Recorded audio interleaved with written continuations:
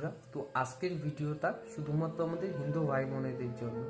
মুসলিমরা যারা যারা এই ভিডিওটা দেখছো এক্ষুনি বন্ধ করে দাও, কারণ এই ভিডিওটা দেখার পর তোমাদের যদি কোনো কিছু খারাপ মনে হয় বা খারাপ লাগে তার জন্য আমি দায়ভার না। তো আমরা সবাই জানি বিগত 22শে এপ্রিল আমাদের ভারতবর্ষে কাশ্মীরে একটা সন্ত্রাসবাদীদের হামলা হয়।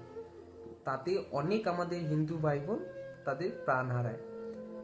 ঠিক আছে, প্রাণ হারিয়েছে, তো এই বিষয়টা নিয়ে কিছু কিছু ইন্ডিয়ান মুসলিম আছে যে তারা এই সন্ত্রাসবাদীদেরকে সাপোর্ট করছে। তারা বলছে যে যেই বিষয়টা হয়েছে সেটা ঠিক হয়েছে, হিন্দুদের এমনভাবেই মেরে দেওয়ার দরকার। মানে তারা যেই থালায় খাচ্ছে সেই থালাটাকেই তাদের ফুটো করার চিন্তাধারা। কবি কাজী নজরুল ইসলাম বলেছে যে মোরা এক বিনতির দুটি কুসুম হিন্দু মুসলমান।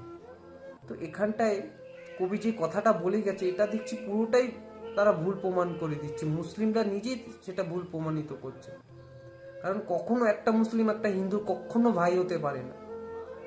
ভাই কাকে বলবো? যে এক ভাইয়ের বিপদে আরেক ভাই ঝাঁপিয়ে পড়বে সে তাকেই মানুষ ভাই বলে।